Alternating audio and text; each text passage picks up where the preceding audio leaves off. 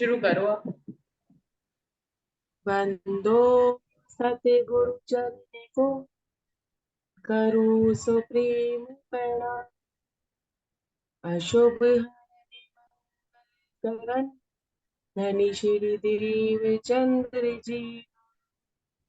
श्री प्राणनाथ निज पति श्री मेराज सुना। तेज कुंवर श्यामा पल पल करूं प्रणाम। पिया जी को पल पल करूं प्रणाम। श्री प्राणनाथ प्यारे की जय। श्री सतगुरु महाराज की जय। श्री राम रतन महाराज की जय। प्रणाम सुंदर साथ जी। आप सबके श्री चरणों में मेरा कोटान कोट दंडवत प्रणाम जी। सुंदर साथ जी, महाराज जी जगन्नाथ के मंदिर में जाके जब उनके दर्शन करने जाते हैं तो उन्हें दर्शन नहीं होते हैं। महाराज जी जो भी उपाय कर सकते थे, परिक्रमा कर सकते थे, या जो भी उनको लगा कि करने से शायद मुझे दर्शन हो जाए, तो महाराज जी ने वो सब किया, लेकिन फिर भी उनको दर्शन नहीं हुआ। फिर वहां से महाराज जी कहते हैं हम इतना मान सम्मान दाता के दर से इतना मान सम्मान देके जो अपमान उनका हुआ था उनको भी वो मान सम्मान बता रहे थे। कहते हैं कि लेके मैं 8 रोज वहीं इसी स्थान पे उन्होंने जगह अपना आसन लिया और वहीं बैठ के चिंतन मनन करने लगे। सुंदर साथ जी महाराज जी कहते हैं कि सभी साहू है क्या दुनिया में, एक मैं ही हम ही गरीब है क्या। सुंदर सा अपने आप को महाराज जी गरीब बताते हैं और पूछते हैं अपने आप से, अपने परमात्मा से कि सभी साहू है, एक मैं ही गरीब। ऐसा महाराज जी चिंतन कर रहे होते हैं और फिर महाराज जी ये निर्णय लेते हैं अपने आप से बात करके कि एक्चुअल में मुझे क्या चाहिए और मैं क्या पाना चाहता हूँ। क्या मुझे इन पाषाणों की मूर्तियों की सेवा करनी है जो मैं यहीं रहना चाहता था, क्योंकि महाराज जी ये सोच के आए थे कि अगर मुझे जगन्नाथ जी के दर्शन हो गए तो बस मैं वहीं पे ही उनकी सेवा पूजा करके वहीं अपना जीवन व्यतीत करूंगा। महाराज जी कहते हैं कि क्या चाहता था मैं पाषाणों में से अगर दर्शन करके मंदिरों की सेवा ही करना चाहता था तो वो मैं जोड़ोदा पांडा में शिव जी के मंदिर की भी कर सकता था। इस तरह की बातें, वो बहुत सारी बातें सोच के ये निर्णय लेते हैं कि अब हमें गुरु धारण करना है जो हमें परमात्मा के रास्ते पे लेके जाए। और कौन से परमात्मा सुंदर साथ जी, ब्रह्मा विष्णु महेश थे, क्योंकि शिव जी के दर्शन वो कर चुके थे और विष्णु जी, ये जो जगन्नाथ जी है शायद विष्णु के अवतार है, उनके उनके दर्शन की अभिलाषा रखते। लेकिन महाराज जी कहते हैं जो अलग को लखा दे, मुझे ऐसा गुरु चाहिए जो मुझे इनसे विपार की बात बताए, क्योंकि शिव जी ने उनसे बोला था कि मैं मुझे गुरु धारण कर लो। तो महाराज जी कहते हैं अगर वो गुरु है तो फिर वो मुझे कहाँ का रास्ता दिखे, अपने तक पहुंचने का रास्ता थोड़ी ना बताएंगे, उसके आगे का ही कोई रास्ता। तो महाराज जी इस बात को समझ गए थे कि ब्रह्मा विष्णु में से आगे की भी एक दुनिया है या एक आगे का भी कोई ब्रह्मांड है। तो महाराज जी कहते हैं कि मैंने एक गुरु धारण करने की बात अपने हृदय में चित्त में ले ली दृढ़ता के साथ। तो महाराज जी कहते हैं उसी और राह पे चलने के लिए अपने आप को उन्होंने रामानंद जाने का उन्होंने निर्णय किया। फिर वही राह में उन्हें फिर शिव जी के दर्शन होते हैं। दिव्य पुरुष उन्हें आके कहते हैं कि अब जमात सहित आपको शिव जी के दर्शन होंगे। तो महाराज जी अब ये नहीं कहते कि मेरे इष्ट आए और मैं गदगद था, मैं खुश था। महाराज जी क्या कह रहे हैं, मैं लीला दी कि अब वो मुझे क्या लीला दी। सुंदर साहब जी दृष्टा बन के देखते थे महाराज जी क्या दिखाएंगे। फिर जब शिव जी उनको प्रसाद देना चाहते हैं तो महाराज जी कहते हैं कि मैं 5 रोज में भोजन करता हूँ, फल खाता हूँ, मैंने नियम लिया है। सुंदर सा जी उस समय भी महाराज जी ऐसा नहीं है कि 5वें दिन अपने मन पसंद के जाके फल लेके आते थे और जितना उनका मन होता था भर पेट वो खा लेते थे, जो उन्हें मिल जाता था वो उसमें ही संतुष्टि कर लिया कर 5वें दिन। तो कहते हैं कि जब वो मुझे प्रसाद, दिव्य पुरुष ने मुझे बाध्य किया प्रसाद देने के लिए, तो मैं प्रसाद देने के लिए जैसे ही आगे बढ़ा, मेरी नजरें शिव जी के नजरों से टकराई, जिससे कि मेरे हृदय में पता नहीं कहाँ से प्रेम बिंदु, सुंदर सा जी अथाह प्रेम नहीं कह रही, कि प्रेम बिंदु, प्रेम का जरिया सी बूंद मेरे हृदय में आई, और मेरी आंखें झलक गई, मेरी आंखों में से आंसू झलक गए।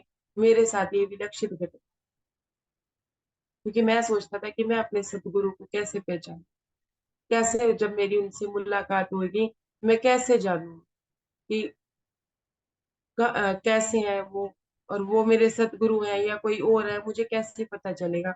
तो महाराज जी कहते हैं मुझे एक बात ये पता चली कि जो मेरे प्रीतम का, जो मेरे हृदय का प्रीतम होगा ना, जो मेरा प्रीतम हो, उनको देख के मेरे हृदय में अथाह प्रेम होगा, और मेरी आंखें झलक जाएगी अनायासी।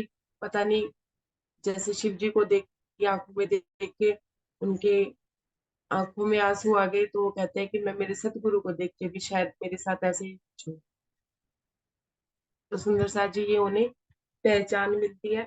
सुंदर सा जी एक प्रश्न है, हालांकि वो सुंदर साथ नहीं है जिन्होंने किया, लेकिन हाँ वो बीतक सुन रहे हैं। तो वो कहते हैं कि इन्होंने, आपने एक लाइन बोली थी कि सभी साहू है क्या दुनिया में, हम ही क्या एक गरीब है। कि अगर जीव सृष्टि भी है, आप जिस हिसाब से कहते हैं, जीव सृष्टि भी साहू कैसे, सुंदर साथ जी बात थोड़ा सा प्रसंग थोड़ा सा अलग है, लेकिन है अपनी अपनी राह में ही चलने के लिए रास्ता है। कि आपने देखे कि जीव सृष्टि क्या करती है ज्यादातर, उनके उनका मनन चिंतन क्या होता है, उनका लक्ष्य क्या होता है, उनका मुद्दा क्या होता है, धन संपत्ति मान सम्मान।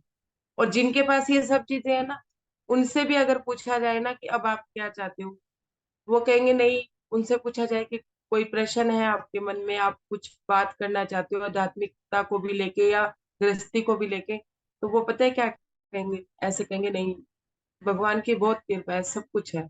हाँ लेकिन मेरी टांग में दर्द रहता है, मेरे हाथ में दर्द रहता है। ये लक्ष्य है, ये मुद्दे होते हैं सुंदर साथ जी उनके हृदय में, बिल्कुल ये मुद्दे नहीं होते कि हमें परमात्मा को पाना है।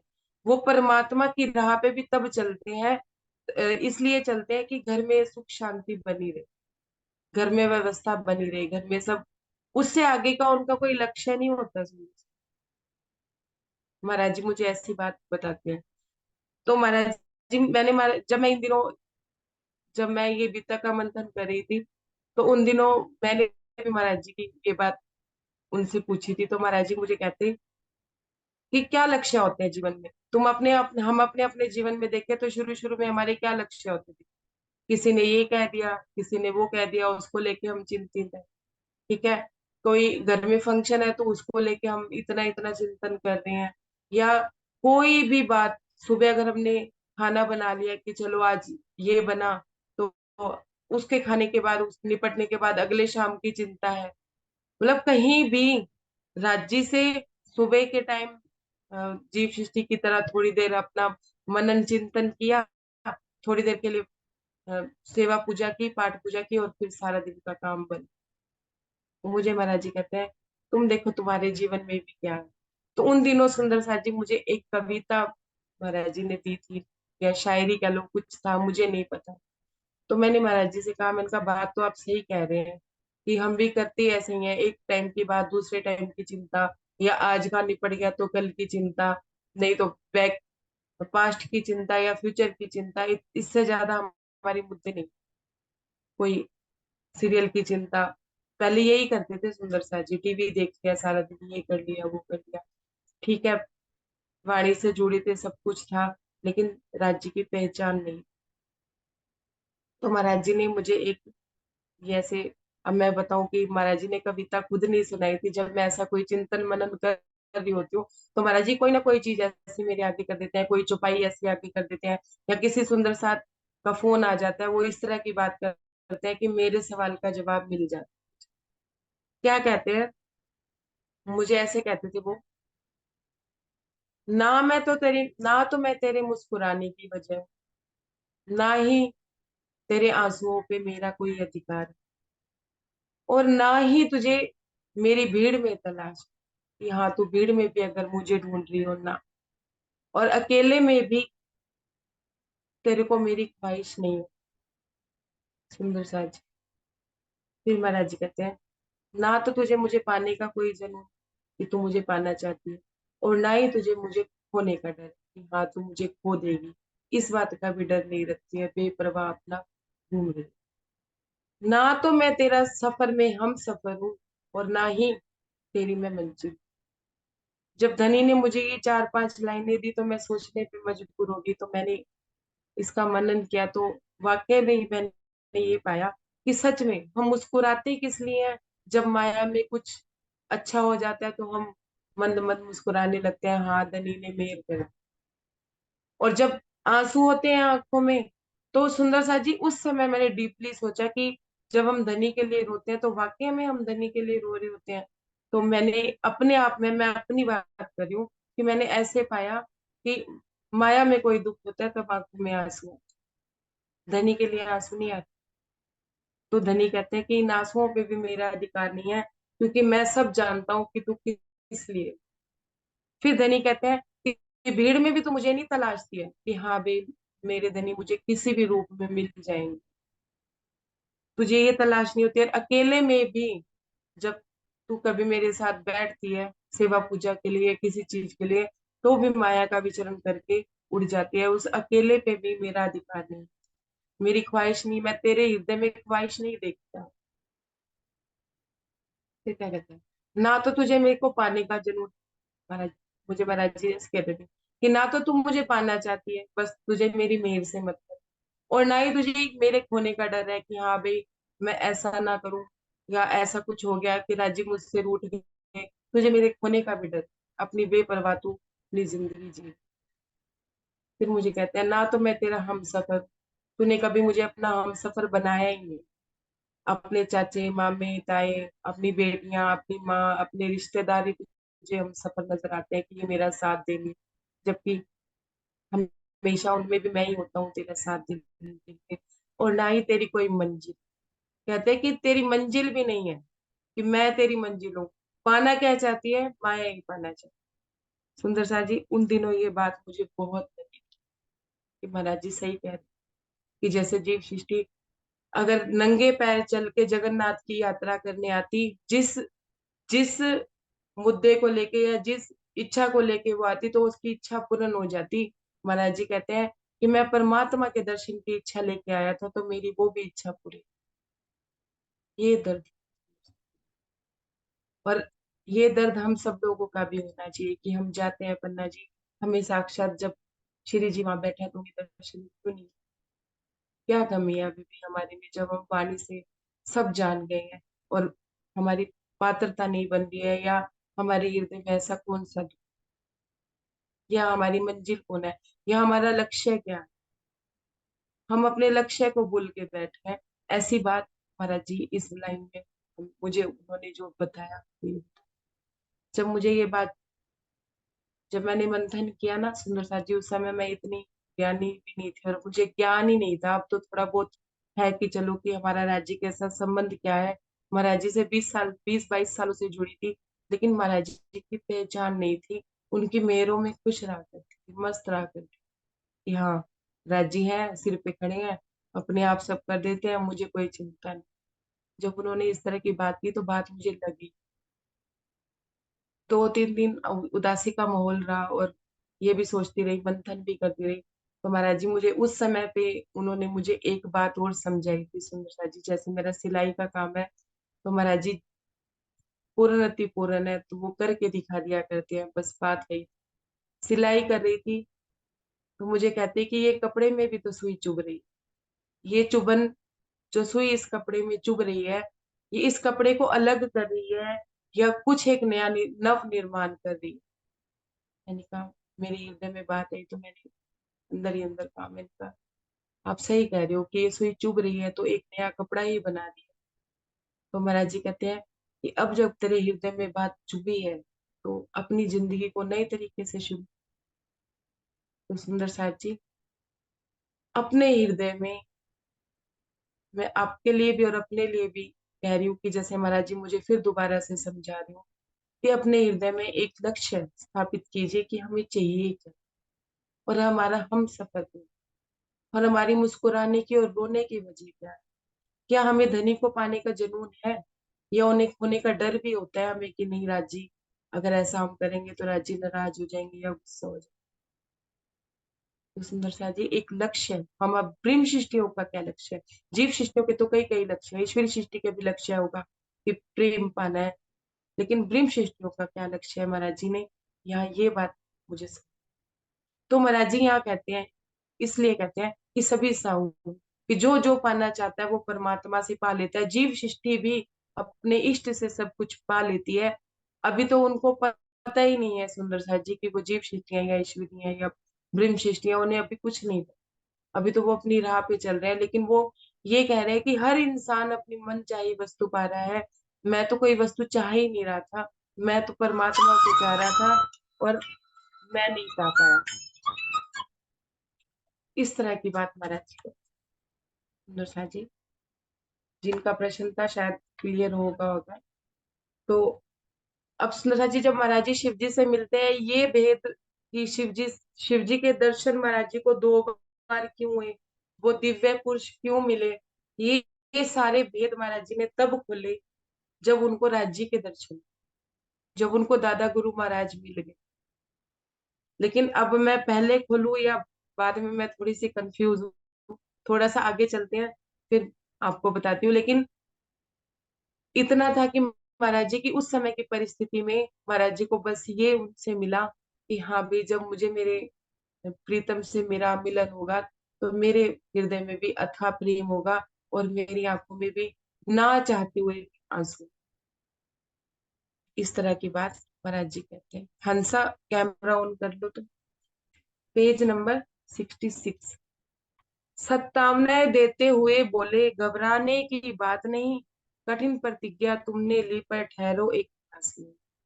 क्या कह रहे हैं शिव जी? शिव जी भगवान के सामने दिव्य पुरुष कह रहे हैं, क्या कह रहे हैं उनके सर पे हाथ रखते हुए कि तुमने बहुत कठिन प्रतिज्ञा ली है सतगुरु को पाने, गुरु को पाने की, लेकिन घबराने की कोई बात नहीं है, कि ऐसा नहीं है तुम्हें गुरु नहीं मिलेंगे। कहते हैं कि तुम एक मास के लिए यहीं पे रुको, जहां पे तुम हो। शंकर जी ठहरा करते हैं, एक मास सावन सावन समाधान हो सकता है, तब वक्त अपना आपका जो है प्रण। क्या कहते हैं कि शिव जी यहाँ पे रुका करते हैं, एक साल यहीं पे रहते हैं और समाधान हो जाएगा, कोई ना कोई गुरु तो तुम्हें यहाँ पे मिलेगा ही, ऐसा कहते हैं। उन दिव्य पुरुष कहते ही हो गए अलक्षित, यहाँ न कोई था जैसे, हम प्रसाद लुटिया में लेके निजासन पर आ गए। महाराज जी कहते हैं ऐसी बात उन्होंने कही और वहां से अलक्षित हो, कोई नहीं था वहां। महाराज जी कहते हैं फिर मैंने देखा, कोई व्यक्ति नहीं था, कोई महात्मा नहीं था, कोई दिव्य पुरुष नहीं था, कोई शिव जी नहीं थे, कोई आसन नहीं था। महाराज जी कहते हैं कि मैं अपने आसन पे आके बैठ गई जहां से वो पहले गए थे। सुबह हुई बैठे बैठे ही, डूबे हुए ख्यालों में, उसी अवस्था में प्रसन्न रखे तुझ सन। महाराज जी कहते हैं सुबह हो गई, सारी रात तो मैं यही बात सोचता रहा जो उन दिव्य पुरुष ने कही, शिव जी के दर्शन हुए।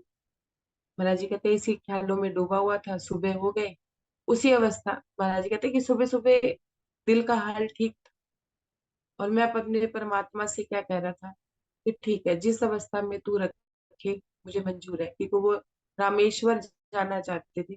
लेकिन फिर महाराज जी कहते हैं कि मैं यही रुक गया। बोले एक महात्मा प्रातः आसन पर आकर के, श्री तृप्ति बालाजी के तुम दर्शन और करो जा। महाराज जी ने अब निश्चय किया था कि वो एक महीना यहीं रहेंगे, एक मास यहीं रहेंगे और गुरु का इंतजार करेंगे या गुरु की खोज करेंगे। लेकिन सुंदर साथ जी, यहाँ पे भी एक घटना होती है। क्या होती है कि एक महात्मा प्रातः के समय ही, अभी महाराज जी अपने ध्यान से उठे ही थे, अभी ये बात सोच ही रहे थे, आसन उन्होंने छोड़ा भी नहीं था। कहते हैं कि एक महात्मा जी मेरे पास आके बोले कि तुम ना तृप्ति बालाजी चले जाओ, दर्शन करो जाके, फिर तुम्हें पता चलेगा कि क्या क्या है वहां पे, क्या नहीं है। तो क्या कहते हैं, हर प्रकार से एक महत्व दर्शाया श्री बालाजी का, रुचि मोड़नी चाहिए मेरी, दर्शन और करो जाके। महाराज जी कहते हैं कि उन महात्मा ने पूरा अपना क्या कहते हैं, तृप्ति बालाजी का महत्व भी बताया, दर्शन, उस उनके दर्शन का क्या लाभ है वो भी बताया। हर तरह से उन्होंने मेरी रुचि तृप्ति बालाजी की तरफ मोड़नी चाहिए। कहा महात्मा से हमने, हम एक माह नहीं जाएंगे, यही ठहरना है आवश्यक, दूनी यही रमाएंगे। महाराज जी कहते हैं कि वो महात्मा मुझे बहुत देर तक समझाता रहा, लेकिन मैंने उन महात्मा जी को क्या कहा कि अब हम कहीं नहीं जाएंगे, अब हम एक महीने के लिए, एक मास के लिए यहीं पे अपनी धुनी मतलब अपना आसन यहीं रमाएंगे, हम कहीं नहीं जाए। सुनकर तब तो चले गए, पर अगले दिन वो फिर आए। फिर मैं तो बालाजी ने एक साधु से निर्दर्शन, महाराज जी कहते हैं कि हमारी बात सुन के तो वो चला गया, लेकिन अगले दिन फिर से आया। सुंदर सा जी, माना नहीं वो भी। फिर मैं तो बालाजी के असाधु ने दर्शाए, कथा पूर्व की शुरू हुई फिर, बात बात पर बालाजी अति महत्व होकर विभोर दर्शाते आकर बालाजी, बाबा जी। महाराज जी कहते हैं कि फिर उनसे मैंने अपने पूर्व की कथा मतलब पहले की बातें वो बताने लगे, और बात बात पे बालाजी की बात बताने लगे, बात बात पे उनका महत्व बताने लगे, विचार बताने लगे। कहते हैं कि मुझे फिर फोर्स करने लगे कि बालाजी की यात्रा आप कीजिए।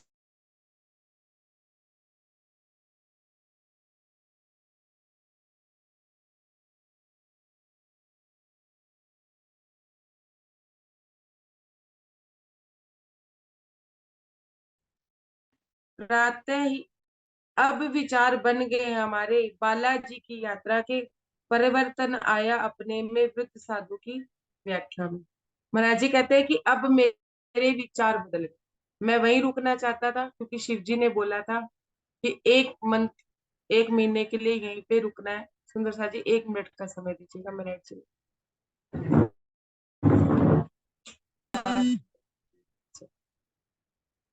क्या कहते हैं कि परिवर्तन आया अपने में, जब साधु ने इतनी व्याख्या करी ना सुंदर सा जी बालाजी की, तृप्ति बालाजी की, तो महाराज जी कहते हैं हमारा विचार बदल गया, हमने तृप्ति बालाजी जाने का फैसला कर लिया, हमने वहां जाने की अपनी यात्रा प्रारंभ कर दी।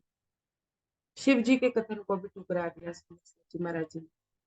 अब देखिए, एक महापुरुष जी ने उनको वचन दिया था कि साधु महात्माओं के बीच में रहना। महाराज जी ने साधु महात्माओं के बीच में भी रह के देखा, उनका वो चिंतन मनन नहीं हुआ, जो उनको चाहिए था वो उनको रास्ता नहीं मिला, तो महाराज जी ने उनके उस वचन को भी ठुकरा दिया। ठुकरा नहीं दिया इन द सेंस, ये समझ लीजिए कि उन्होंने अपने जीवन में अनुभव लाया, रास्ता अपनाया, पर उस रास्ते पे उन्हें कुछ नहीं मिला, तो उन्होंने अपना रास्ता बदल लिया। यहाँ पे भी अब महाराज जी को बार बार तृप्ति बालाजी की बात आ रही थी, 1 महीना यहाँ रुकना था, लेकिन महाराज जी ने तृप्ति बालाजी जाने का विचार किया। और फिर क्या कहते हैं, प्रातः ही प्रस्थान किया, हिमगिरी से वल्टियर पहुंचे, एक महात्मा का आश्रम लग हमने आसन आटे के। महाराज जी कहते हैं अगली प्रातः ही, अगली सुबह ही मैंने तृप्ति बालाजी जाने का निर्णय किया, और हिमगिरी से बल्टियर पहुंचे, और वहां पे एक महात्मा जी का आश्रम था। वहां पे महाराज जी कहते हैं कि मैंने अपना आसन लगा लिया बल्टियर।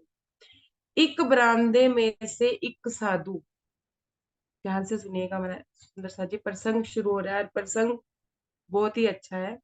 कि एक बरामदे में से एक साधु और बहुत थे पड़े हुए, कुछ के आसन लगे पड़े थे, कुछ के थे वहां धरे हुए। महाराज जी वल्टियर में आश्रम में पहुंचे तो एक बरामदे में बहुत सारे साधु बैठे थे।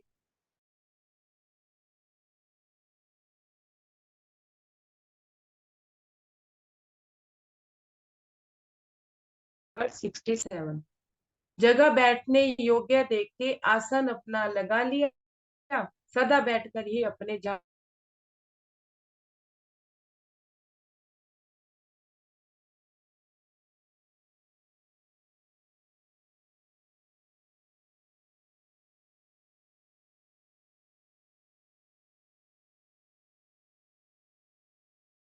थे पसरे, एक महात्मा जी अपने आगे से होकर गुजरे।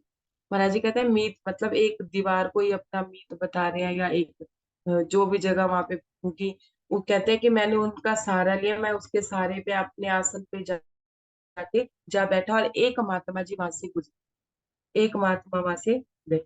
देखो क्या कहते हैं, रहे देखते हम उनको पर बिल्कुल नहीं प्रणाम किया, देखा जब व्यवहार हमारा अपने प्रति वो वही। महाराज जी कहते हैं कि एक महात्मा जी मेरे आगे से गए, हम उन महात्मा जी को देख रहे थे। महाराज जी अपनी बात बता रहे हैं कि मैं उन महात्मा जी को देख रहा था, लेकिन मैंने उनको ना प्रणाम नहीं किया। और जब उस महात्मा जी ने मेरा ये व्यवहार देखा कि मैंने उनको प्रणाम नहीं किया, तो वो रुक गया महाराज जी के आगे। हमने पूछा हमें ब्राह्मण हो तुम? हाँ का उत्तर पकड़ाया, यह शरीर तो ब्राह्मण ही का है, सुन इतने में कुछ खसिया। क्या कहते हैं वो महात्मा महाराज जी को क्या कहता है कि क्या तुम ब्राह्मण हो? तो महाराज जी ने कहा हाँ, ये शरीर तो ब्राह्मण का ही। ऐसा कह के महाराज जी कहते हैं कि वो खसिया आ गया, मतलब कुछ गुस्सा सा हो गया, कुछ उसके चेहरे पे ऐसे भाव आ गए अलग से। आप ब्राह्मण कौन है जो सन्यासी को प्रणाम नहीं, असर्वथा अनादर अपना गुरुओं का सम्मान नहीं। महाराज जी को कहते हैं कि आप कौन से ब्राह्मण हैं जो सन्यासी को भी प्रणाम नहीं करते, कोई शिष्टाचार नहीं है, आप कोई बात नहीं है। इस तरह की बात महाराज जी को कहते हैं कि आप मेरा अनादर कर रहे हैं क्योंकि मैं सन्यासी हूँ, और गुरुओं मतलब तुम गुरुओं का सम्मान नहीं करते। महाराज जी को मतलब महाराज जी को अपना मतलब गुरु बता रहे हैं, अपने आप को महाराज जी का गुरु बता रहे हैं। तो अब महाराज जी का कहते हैं, जगत सुनिए आगे पहले प्रसंग, जगत गुरु ब्राह्मण होते हैं, ब्राह्मण गुरु सन्यासी, शास्त्रों में गर्भित है ऐसा, सन्यासी गुरु अविनाशी। क्या कह रहे हैं कि जगत में दुनिया में ब्राह्मण क्या होते हैं, सबके गुरु होते हैं, लेकिन ब्राह्मण के गुरु कौन होते हैं, सन्यासी होते हैं। और सन्यासी के भी गुरु कौन होते हैं, अविनाशी होते हैं। तुम्हें पता नहीं है कि तुमने शास्त्र नहीं पढ़े, तुम ब्राह्मण हो, तुमने शास्त्र तो पढ़े ही होंगे ना, शास्त्र में लिखा हुआ है, शास्त्रों में तुम्हें पता नहीं है इस बात का। उचित नहीं तुमको था यह, जैसा तुमने व्यवहार किया, उस सुन करके उसने उस कर, सुन करके उनका भाषण हमने उन्हें जवाब दिया। जब वो इस तरह की बात कहने लगे, शास्त्रों का प्रमाण देने लगे, तो महाराज जी कहते हैं कि मुझे आपके व्यवहार से, आपके चाल चलन से, आपके चलने के व्यवहार से, आपके हाव भाव से मुझे लगा ही नहीं कि आप प्रणाम करने लायक हैं, मुझे आपको प्रणाम करना उचित नहीं लगा। तो कहते हैं महाराज जी कि जब मैंने उनका ये भाषण सुना तो मैंने उनको ऐसा जवाब दिया। अब आगे क्या कहते हैं, हमें आप में लक्षण सन्यासी के नजर नहीं आए, इसलिए चुप बैठे थे हम, तुम्हें प्रणाम ना कर पाए। सुंदर जी महाराज जी कह रहे हैं कि मुझे तुम में सन्यासियों वाले लक्षण ही नहीं नजर आए। क्यों लक्षण नहीं नजर आए सुंदर साथ जी? क्योंकि महाराज जी पहले भूतनाथ महात्मा जी से मिल चुके थे, और वो जानते थे कि वो कैसे रहा करते थे, कैसे बोला करते थे। भाषा में भी उनके वही बात थी, चलने में भी वही रोब था। तो महाराज जी जान गए थे कि यह घोड़ी बाबा है। इसलिए महाराज जी ने उनको प्रणाम नहीं करी कि अगर मैंने प्रणाम करी तो ये चेप हो जाएगा, कोई ना कोई फिर बात कहेगा और फिर मेरा समय खराब करेगा। सुंदर साहब जी, इंद्रावती जी, महाराज ठाकुर जब कोई रिश्तेदार देखा करते थे तो अपना रास्ता बदल लिया करते थे कि हाँ मेरा समय खराब। तो महाराज जी अब धर्म में या परमात्मा को पाने में निकले हैं, तो ऐसे साधुओं का संग करते हैं जिससे कुछ वचन मिलते हैं। जिन साधुओं से उनका समय खराब होता है वो समय खराब नहीं करते। तो महाराज जी को लगा कि ये वही वैसे ही घोड़ी बाबा है, वैसे ही इनका चाल चलन है, मैं प्रणाम करूंगा, देख रहे थे चुपचाप, तो ये मेरे गले लग जाएंगे। तो इसलिए महाराज जी कहते हैं कि मैंने उसको प्रणाम नहीं की थी। तो उनको क्या कहते हैं कि आप में मुझे सन्यासियों वाले लक्षण ही नजर नहीं आए, इसलिए मैंने आपको प्रणाम नहीं करी। और महाराज जी भय भी नहीं खा रहे उनसे, क्योंकि महाराज जी को पता है कि इनकी जो शक्तियां है वो कहाँ तक कार्य करेंगी, इससे ज्यादा कि इनकी कि शरीर तक नुकसान पहुंचा सकते हैं, इससे ज्यादा ये कुछ नहीं कर सकते। स्वयं हमारा सर झुक जाता यदि तुम में लक्षण होते, इस प्रकार की टिक्का टिप्पणी करने का मौका कब देते। कहते हैं कि मेरा स्वयं ही सर झुक जाता अगर सन्यासियों वाले तुम में लक्षण, तुम मुझ पे ये टीका टिप्पणी कर रहे हो, मैं तुम्हें ये मौका ही ना देता, मैं खुद चल के प्रणाम करता। लेकिन कुछ ऐसी बात तो देखता, कोई ऐसी बात तो होती कोई ऐसा लक्षण तो होता जो मैं तुम्हें प्रणाम करता। कुछ खसियाना सा हो करके फिर वह हमसे बोला, तू तो आज हमें पहले सन्यासियों के लक्षण बतला। महाराज जी के पीछे पड़ गया वो। महाराज जी यही नहीं चाहते थे कि हाँ अभी मैं प्रणाम करूंगा तो मेरे पीछे पड़ेगा और मुझे अपने साथ रखने की कोशिश करेगा, या पहले मैं बड़ी मुश्किल से पीछा छुड़ा के आया हूँ।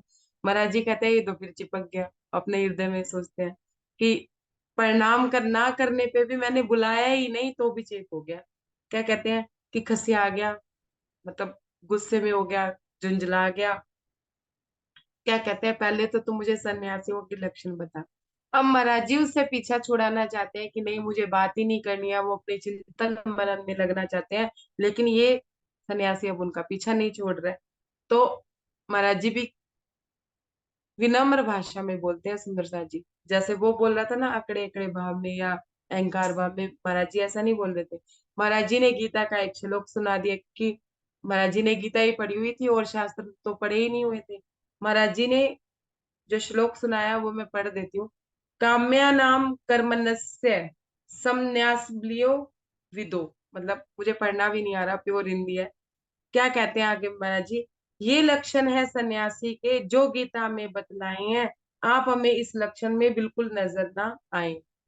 क्या कहते हैं क्या होना चाहिए, उसका कर्म कैसा होना चाहिए, कर्म परवक्त होना चाहिए। परवक्त की ऐसा कोई कर्म नहीं होना चाहिए जो किसी को दुख पहुंचाए, किसी को तकलीफ पहुंचाए। सुंदर साची इस तरह की बात महाराज जी कहते हैं कि वेश सन्यासी, वेश भी एक साधारण वेश होना चाहिए।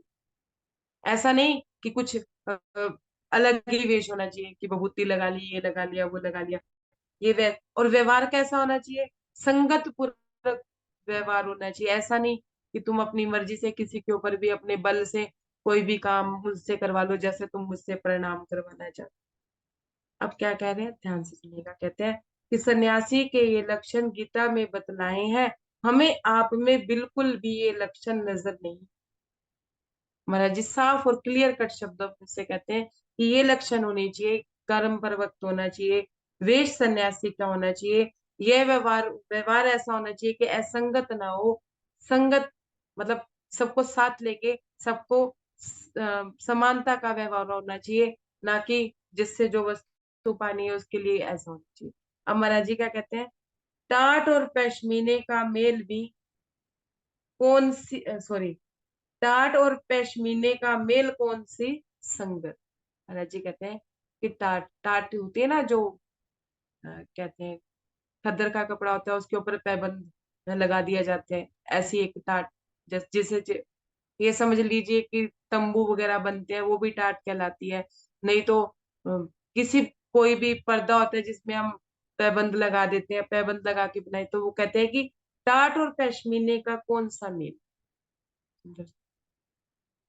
क्या टाट और पश्मीने में कोई मेल नहीं होता। पश्मीना क्या होता है, पश्मीना एक बहुत सुंदर सी एक शोल कह लो, जो पश्मीना ऐसा कपड़ा होता है कि बहुत सॉफ्ट सॉफ्ट सा और बहुत मुलायम होता है। और टाट एक सख्त तरह की होती है कि हाथ में लो तो वो भी सख्त होती है। महाराज जी कहते हैं कि तुम सख्त स्वभाव के हो, मतलब तुम्हारा कैसा स्वभाव है, तुम में कोई ये लक्षण भी नहीं है, और मैं विनम्रता से चलना चाहता हूँ। तो ऐसा नहीं है कि महाराज जी अपना अहंकार भाव जता रहे हैं कि मैं पश्मीना हूं और तुम टाट। सुंदर सा जी यहाँ महाराज जी हमें कुछ संकेत करना चाहते हैं कि हम हमारी हम पश्मीना शोल है या हम टाट के पैबंद। सुंदर सा जी वो किस तरह से, अब मुझे ये बात शब्दों में मैं कैसे कहूँ, थोड़ा समझाने में थोड़ा सा हो रहा है, लेकिन फिर भी कोशिश करती हूँ कि जैसे हम ब्रह्म शिष्टियां होने का दावा लेते हैं कि हम ब्रह्म शिष्टियां ही हैं, लेकिन हमारी रहनी कैसी है, हमारी संगत कैसी है, हमारे लक्षण कैसे हैं?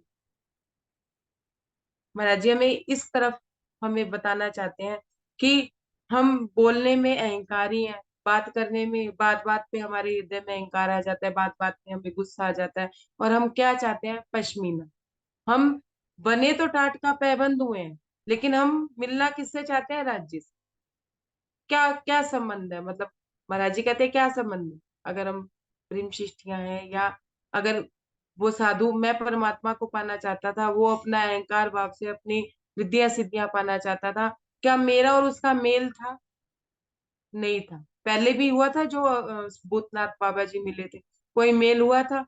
अब महाराज जी अपना समय नहीं व्यर्थ करना चाहते थे, तो महाराज जी हमें यह शिक्षा यहाँ देते हैं कि हमें भी टाट का पैबंद नहीं बनना है, क्योंकि राज्य हमारे पश्मीना है। तो हमें अपने टाट के पैबंद सारे हटाने हैं। क्या क्रोध, लोभ, मोह, अहंकार, इनको सारी वृत्तियों को हम खत्म नहीं कर सकते, लेकिन हाँ हम इसे परिवर्तित कर सकते हैं धनी में।